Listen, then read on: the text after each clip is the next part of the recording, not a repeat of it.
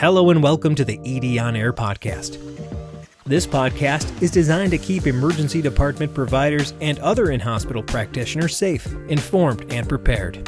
The ED On Air podcast is hosted by Dr. Robert Dunn, who is an emergency medicine and EMS physician in Detroit, Michigan. He is a professor at Wayne State University School of Medicine and the director of the EMS Fellowship and Research Program, as well as the EMS Medical Director for the Detroit Fire Department and the Detroit East Medical Control Authority. In this episode, Dr. Robert Dunn welcomes Dr. Erin Brennan, the Vice Chief of Emergency Medicine and an EMS physician at Detroit Receiving Hospital, which is the only adult burn center located in the city of Detroit. In addition, Dr. Brennan is the Deputy Medical Director for the Detroit East Medical Control Authority. Dr. Brennan is here to discuss why ED physicians, physician assistants, nurses, and pharmacists must be prepared to treat patients with smoke inhalation injuries. Specifically, Dr. Brennan is here to shine a spotlight on the toxic twins, cyanide and carbon monoxide, which are two major contributors to the injury and death of smoke inhalation patients. Over the past 50 years or so, there has been a tremendous shift in the materials used to produce the common items found in most American homes. Specifically, plastics and other petroleum-based products have become the predominant material used in most household items. Unfortunately, synthetic products burn much hotter and faster than traditional household materials. The combustion of these materials radically increases the rate of heat, smoke, and fire growth in a structure fire, while simultaneously decreasing the chances of any occupant surviving. Bottom line, house fires burn hotter and faster and produce more deadly chemicals than they did 50 or even 60 years ago. During this episode, Dr. Dunn and Dr. Brennan will describe why physicians, physician assistants, nurses, and pharmacists should be prepared to treat patients with smoke inhalation injuries. Then the doctors will describe the impact of cyanide and carbon monoxide on the human body. Finally, Drs. Dunn and Brennan will list and describe assessment and treatment priorities for victims with smoke inhalation injuries. This is a great episode that clearly and concisely breaks down what to look for and how to treat patients with smoke inhalation injuries. Check us out on YouTube, Instagram, Facebook, and LinkedIn, and make sure to like and subscribe to all ED On Air podcast social media channels. Thank you, and enjoy the show. All right, welcome to the show. Today we're going to be talking about smoke inhalation and taking care of fire casualties. I'm sitting here with Erin Brennan. Tell us a little bit about what you do, who you are, why you're here. Yeah, absolutely. So I'm the Vice Chief of Emergency Medicine at Detroit Receiving Hospital. And Detroit Receiving Hospital is our only adult burn center in the city of Detroit. So we have some expertise in taking care of burn patients and patients with inhalation injuries. I'm also the Assistant Medical Director for the Detroit East Medical Control Authority, which means I spend a lot of time interfacing with our EMS colleagues who also take care of our burn patients in the pre-hospital environment before we get them into the hospital. So this is a topic that we can talk about from the ER and EMS, and we see a ton of inhalation injuries and burn patients coming through my ER on a daily basis. Despite fewer fires in the city of Detroit and lots of fire prevention activities, we're still seeing a lot of victims from fires, and that's true across the country. And one of the things we know about these victims is that 80% of the people that die or end up in the ICU, smoke inhalation is a factor, even if they have significant thermal burns. And being ready to treat that, especially in a burn center, but really in any emergency department, a burned patient could end up there, especially in areas where there's not a burn center that's a destination. Yeah, absolutely. I mean, smoke inhalation, we know that is an independent risk factor for mortality, even outside of other skin surface burns. So it's important to know where your burn center is and how to treat them until they get to a burn center. And even for those of you working in burn centers, what is the best way to manage these patients? Yeah, absolutely. I think that is a really important piece of information that we kind of learn in residency, but unless you're working in a burn center, maybe you're not as familiar with some of the priorities and some of what's going on. So what are the risks for victims who have smoke inhalation injuries? There's a couple of different ways that smoke inhalation can be a problem for our patients. So we have not only the heat involved in a burn and the fire, and that can actually create, the thermal type injuries within the nasopharynx and the oropharynx with all the kind of burn, edema, swelling issues that you see. But inhalation injury is not just the thermal injury in the patient's airway. You're also breathing in gases and toxins, and depending on the size of the particles that are breathing in, it can get deeper into the respiratory tree. And then you're looking at toxins within the body. We'll talk later about carbon monoxide and cyanide causing huge problems, as well as like chemicals that will impair the ability for the bronchial tree, the alveoli to oxygenate and ventilate. And you're looking at problems that can be immediate from the thermal injury or delayed at maybe 24 to 36 hours, depending on what toxin we're looking at. So why don't you share some information about a case maybe that you've seen and talk about how those priorities and how that case was managed? Yeah. So like I said, we are the only burn center in the city of Detroit. And so we get patients both directly from the pre-hospital environment, but also transferring in from outside facilities in and around the Metro Detroit area for patients with burns and inhalation injury. Not very long ago, we had a woman who came directly to us from a EMS scene, a 50-year-old female who came out of a house fire, and her primary complaint was of hand pain and arm pain. She was not having difficulty breathing initially. So when you assessed her and EMS assessed her, she was covered in soot, but the primary thing for her and her complaint was bilateral arm pain, and she had first-degree burns on both her lower arms, which is pretty painful. And it can obscure maybe something that may be happening potentially dangerously down the road. So thankfully, they brought her to our burn center, and they gave us a great report that she had woken up to find her house on fire. It was unclear how long she had been sitting in that smoky environment, breathing in all of the toxins that we know burn in today's house fires. So she came into our burn center, and the decision was made after taking a good look at her airway that there was indeed soot, a carbonaceous material in her oropharynx and her nasal pharynx, and her voice was hoarse, but she was doing okay. She was holding her own, oxygenating pretty well, and the decision was made to watch. So about an hour or two goes by, she starts coughing up a whole bunch more black, junky stuff, but is still kind of holding her own, but it's looking like, man, maybe she's going to need a tube in the very near future. And at this point, the decision was still to watch. And then about 45 minutes later, the patient needed a fairly emergent intubation. So this is kind of a case where you want to be mindful. We're in a burn center. Our emergency department is staffed right alongside our burn surgeons.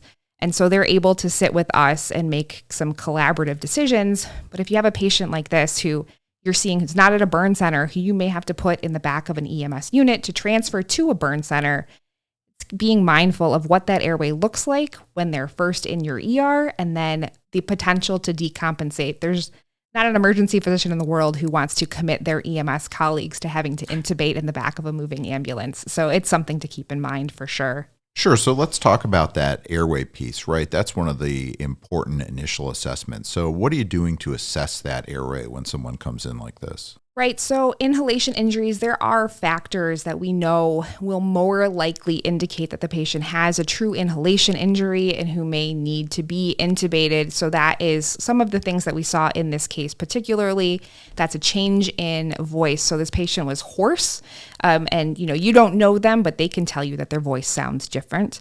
It's any patient who has burns, first degree, second degree on their upper chest, their neck and their face are more likely to have breathed in heated gases, indicating, airway thermal burns, swelling and edema, as well as soot or carbonaceous material in the nose or in the oropharynx are things that will be red flags that this patient is potentially going to have an airway impending need for intubation, mechanical ventilation. Also, any patient who has oxygenation problems, so if their SAT is dropping, that's an indication that patient's going to need to be intubated as well. So you've got that patient on the monitor, you've got them, you're monitoring their oxygenation. What kind of things might you do to take a closer look at their airway? So depending on the resources at your facility and who's available with you, you could potentially use a bronchoscope to look down and see how far that the carbonaceous material goes into the airway. Right? If you're seeing on the bronchoscope that the patient has soot all the way down, you may decide maybe to take that airway earlier, Maybe you let your ICU colleagues or your burn colleagues know that, hey, I think this is a substantial inhalation injury, because even though you're not seeing the effects in the emergency department, like we mentioned before, those chemicals and those toxins can take 24 to 36 hours to really exert their full ramifications in the body. So it's something to be mindful of. You can use your pulse oximetry for looking at how the patient is oxygenating. Like I said before as well, carbon monoxide can really throw a wrench in the inhalation piece of it. And then always we look for cyanide. We don't have a good monitor for that, but your typical monitoring, pulse oximetry, heart rate, blood pressure, and then if you're lucky enough to have somebody who's adept with a bronchoscope, it can be helpful. Yeah, and let's go back to that airway piece and that airway management.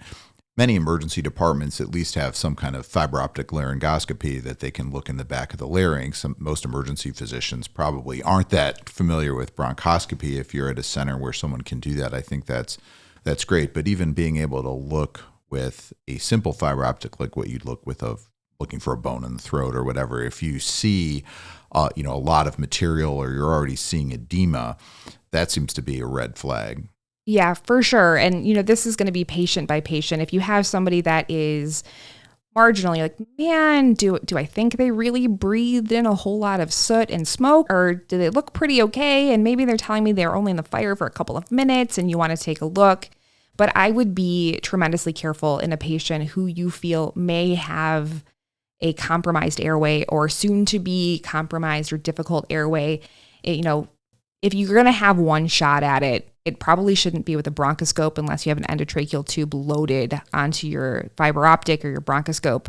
You don't want to mess with this airway that's potentially edematous, and you want to get the best look that you can. You don't want to cause additional trauma and have bleeding on top of swelling, making a difficult airway a disaster. And that was one of the key things I wanted you to talk about is, depending on what you have, what other things would you want to have that first pass success? When you've made a decision, that patient needs to be intubated, you're going to have to transfer them perhaps if you're at a more distant facility. What do you want to have ready to go? In any patient we're intubating, if you have time, you want to make sure they're fully and adequately resuscitated. Most of our burn patients do not present hypotensive initially, but if they do, you want to fully adequately resuscitate them with volumes, with fluids, if they're also somehow bleeding from somewhere involved in their traumatic injury and their burn. But you want to make sure you have all of your toys ready to go.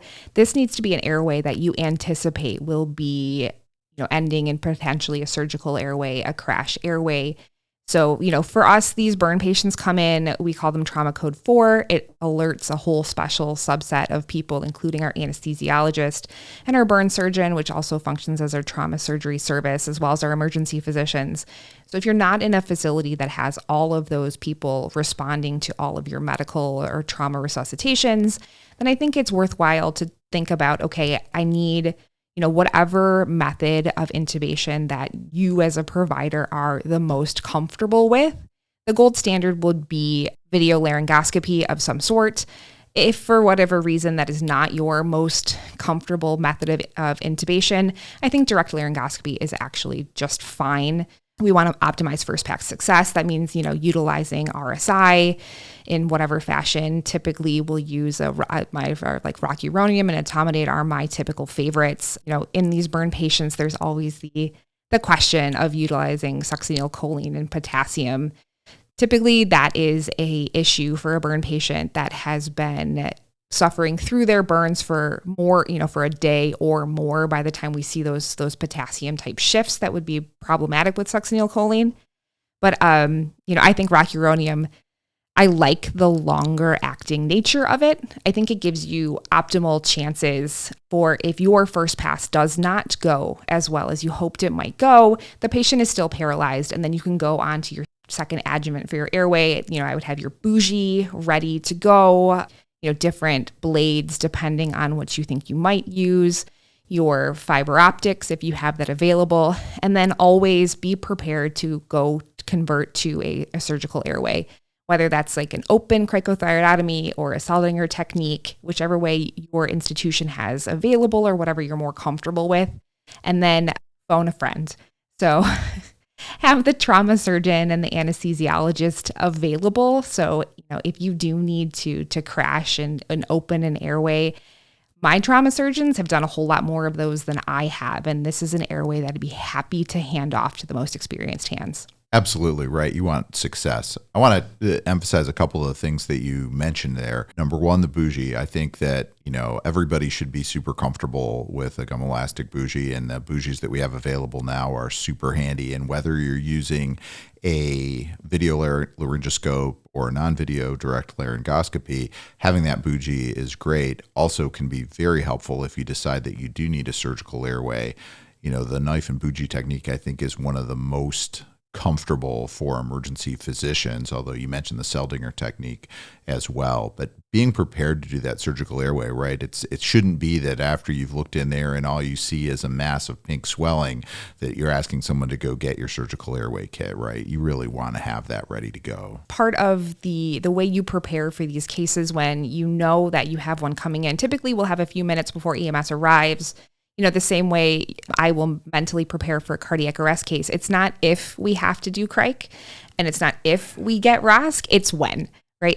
I think it's just a mental hurdle that you can jump over before the patient even arrives, and it just prevents that stall, right? Like I don't really want to crike this patient, but they really need it, but I might try something else first. No, if you're just in your head, you're like, okay, when we get there, this is what we're doing. I think it sets the patient and you up for bridging that sooner and getting a definitive airway sooner. Let's talk about even a little bit more critical patient. So that patient that comes from a fire scene, maybe was initially in cardiac arrest or peri-arrest rhythm, maybe had transient return of spontaneous circulation, got some appropriate treatment, maybe got intubated at the scene, or at least had a supraglottic airway in, maybe based on their exposures in the fire, was treated with some hydroxycobalamin for cyanide, is on 100% oxygen because there's, presumed pretty serious inhalation injury, likely the combination of carbon monoxide and cyanide. When you're getting a handoff from an EMS agency of a patient like that, what kind of things are you thinking about? What are your priorities? Not too long ago, right, it's very apparent in my ER that there is no slowing down in house fires in the near future here. So we had a 70-year-old female who EMS had responded to a house fire. And when they arrived, the neighbor said, hey, I think the woman who lives there is still inside. And so EMS actually pulled her from the burning structure, and she was in cardiac arrest on the scene. And their initial stop was at an outside facility where they obtained ROSC and intubated the patient. And the outside facility was, smart enough, brilliant ER physicians to know that the patient had a very likely carbon monoxide and cyanide exposure. And so they gave a hydroxycobalamin at the sending facility. And so then she's transferred into us, and thankfully they let us know that what they had done. She's intubated, she's on 100% oxygen for management of that carbon monoxide, and she had been given the hydroxycobalamin for her possible cyanide toxicity. And those are key things that the receiving facility needs to be aware of. So whether that's coming from EMS or coming from an outside facility, what have you done? What interventions have happened already, particularly in the realm of fluid resuscitation, whether we're using Parkland, modified Parkland, another kind of scoring system for how much fluid the patient needs in the first 24, 48 hours. I don't know that there's any really substantial research that indicates that one is better than another, but we do need to monitor, right? So we need to know how much fluid the patient got, and we need to know whether the patient received any antidotes, particularly hydroxycobalamin, because it turns everything pink. So this patient came in from the outside facility, and she also had substantial thermal burns in addition to an inhalation injury. But because she'd received the hydroxycobalamin, everything was weeping pink. So all of her burns were weeping this bright magenta pink fluid onto the sheets. Her urine was completely pink. And it took us a moment to be like, oh, yes, that's why this all looks this way. Because initially it's like, man, it doesn't look like blood. It's not dark enough to be blood, but why is everything so pink? And so that's kind of the reasoning on that. And then our we had ordered some labs, and our lab tech comes running out with a vial of blood. And he's like, I've spun this down a bunch of times. Like, why is it so pink? We forgot to tell the lab that she had received hydroxycobalamin from outside. So, it's important to let everybody on the team know there may be, things that the lab needs to look for as far as the urine, not thinking that the urine is bloody or that the specimen is hemolyzed when they've spun it down and they're not getting the straw yellow serum on top that they typically expect. So let's talk about some of those toxins with a little bit more detail. So carbon monoxide, pretty much a problem in almost any house fire, and obviously a problem even in fairly minimal products of combustion affecting a house. We start to see it during the cold weather all the time, even from non-fire events. How do we recognize it, particularly in that victim maybe that comes in who has, who's able to talk to you and you're able to do an assessment? What makes you suspect carbon monoxide? Right. So you made some good points, right? Not only in house fires, but, it's colder weather here right now. So it's space heater season. So we'll see what space heaters or with generators that are not properly ventilated when they're running in a house. It can be difficult to recognize that somebody may be having an issue with carbon monoxide because the symptoms are kind of non-specific. Headache, a little nausea, vomiting, fatigue, some general malaise, which again, in the colder weather, are you having carbon monoxide? Or are you exhibiting symptoms of the flu? And so, those are things that you want to be mindful of in a history to make sure if the patient is coming in from a house fire or with a generator in the house or a space heater, if they're giving you those symptoms, headache, nausea, fatigue, vision changes, those are things that should really make you very, very concerned for carbon monoxide. And the great thing is that we can treat that pretty easily. We have the option to put somebody on 100% oxygen and do the best we can to flush that carbon monoxide. I think it's something that we want to make sure we're measuring in every one of those victims. Certainly they probably got some oxygen on the way in, but something that we can measure, something that we should always be ready to look for, particularly from someone that came out of a house fire. And what about cyanide? We know cyanide is a problem, really, the burning of modern materials in particular, and it's a factor in essentially every house fire these days, right? That things are made of plastics, they burn, they create cyanide compounds. What kind of things might we suspect that? First, in a patient maybe that has some mild to moderate symptoms, and then, what does the more severe patient look like? Right. So cyanide, again, is something that we don't have a great lab test that turns around quickly enough in the emergency department. When we're looking at carbon monoxide, we can run a blood gas, either arterial or venous, and we can get a carboxyhemoglobin level pretty quickly and kind of know where we stand. The cyanide tests are probably not coming back while you're in resuscitation with a patient. So it's something that you have to have just a mindfulness of, depending on what the patient has been exposed to, right? We know from house fires now, there's a ton of chemical compounds that will release this cyanide and the patient will be exposed to it. So I think in any patient who is in extremis coming out of a house fire, you should have that high on your suspicion. Cyanide will impair cellular respiration if we go way back into the biochemistry, physiology of it. And that will typically result in a lactic acidosis. So if you have a patient and you can get a lactate more quickly and it's more elevated than you would expect for maybe their perfusion state or their oxygenation state, that's something that you should consider is a cyanide toxicity. Yeah, and just looking at the pH as well, sometimes, you may get that back fairly quickly on your blood gas. And if they seem a lot more acidotic than you would expect, I think that's a great way to suspect cyanide as well. Even if you're wrong, maybe you don't have that lab, right? You don't have the ISTAT in resuscitation. You can't get the pH. Your lactate is delayed.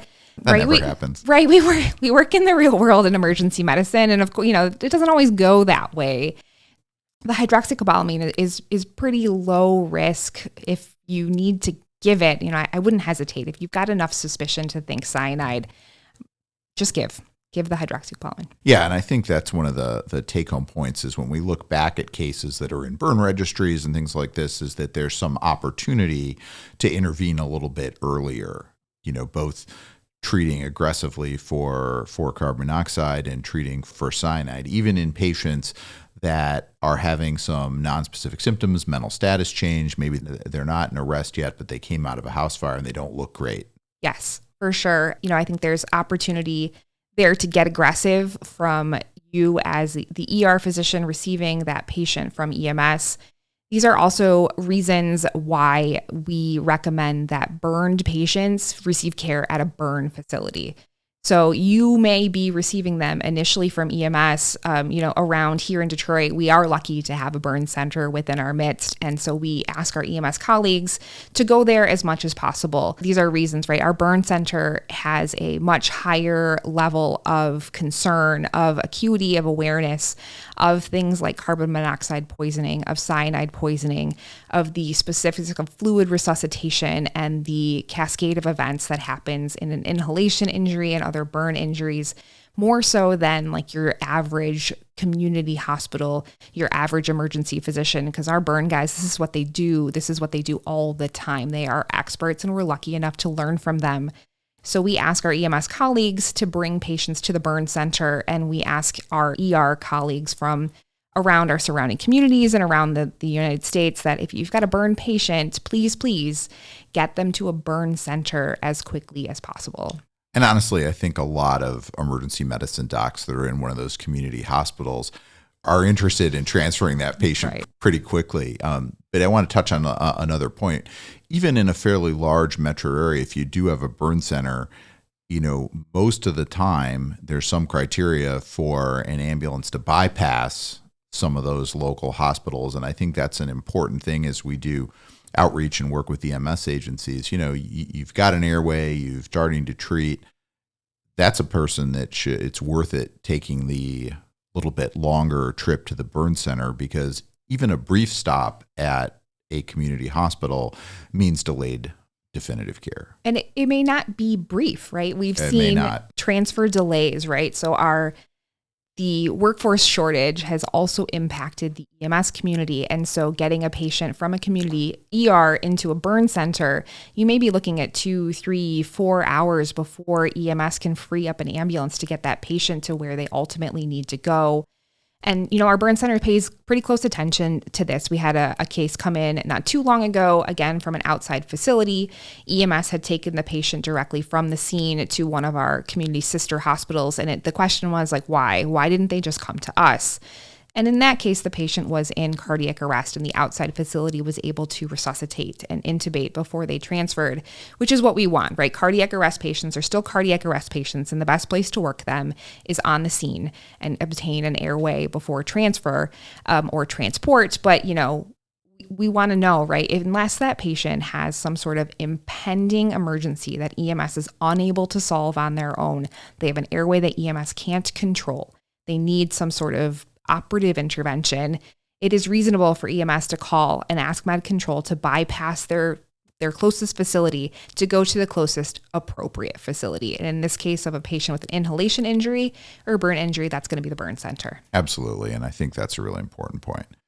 So obviously, even in a burn center, fairly severely burned patients aren't an everyday occurrence, right? Which is why we want to make sure people keep this in mind and get educated about it. So what are kind of our take-home points on management of these patients, if you want to summarize? We talked about burned patients and we talked about patients with inhalation injury, and the management is somewhat the same and somewhat different, but our focus today has primarily been the inhalation injury. And so I think having a strong suspicion for that in a burned patient or a patient who's been in a house fire, structure fire of any sort, having a good understanding of the points on signs and symptoms on your physical examination that may indicate a severe inhalation injury. So those like the carbonaceous material in the oral pharynx, problems with oxygenation, hoarse voice, those things that we touched on earlier. Voice changes. I think that's an important thing to emphasize. Yeah, absolutely. And it's important to, the patient's the one who's going to know that. And in the setting, when you're finding those things, talking to the patient or on your examination, you need to have a strong plan for an airway, including multiple backup options. So that's your either direct or video laryngoscopy as a first step. Gum elastic bougie is a fantastic adjuvant for the airway. And then having a plan for assistance with anesthesia, trauma surgery, whoever does your crikes in the facility, and then always having like your backup crike kit available as well. And that mental preparation for when, not if, we may proceed to cricothyroidotomy in these patients, especially if you need to transfer that burned or inhalation injury patient to a burn center, right? So I have the luxury of working in a burn center, but we don't always get it right. And so we want to make sure that we share what we know with everyone. If you need to put a patient in the back of an ambulance to transfer them to a burn center, please secure the airway if you have any thought that this patient may have a decompensating airway en route. EMS does not have the luxury of anesthesia and a trauma surgeon in the back of the ambulance with them to manage the airway. So if you've got somebody who comes in from a house fire, you have signs of impending airway issue or possible severe inhalation injury, have a great plan to manage that airway, and then always be vigilant for monitoring for signs of the toxins that come along with those fires, including carbon monoxide and cyanide. Treat with 100% oxygen, and don't be fearful of giving hydroxycobalamin. If a patient had received one dose of hydroxycobalamin from EMS or the sending facility, they probably will need a second when they are received at your facility. So that's another thing to keep in mind. Burns can be dramatic, and patients are tremendously uncomfortable and require resuscitation and a huge team and a lot of analgesia. But with a little bit of mental preparation, and hopefully this podcast has been helpful, I think we can manage these patients well. Yeah, and we've really made a lot of progress, honestly, in burn care. Many patients who would not have survived burn and inhalation injuries many years ago are surviving now because of burn centers and education getting out to all physicians who might be involved in taking care of burns. Absolutely.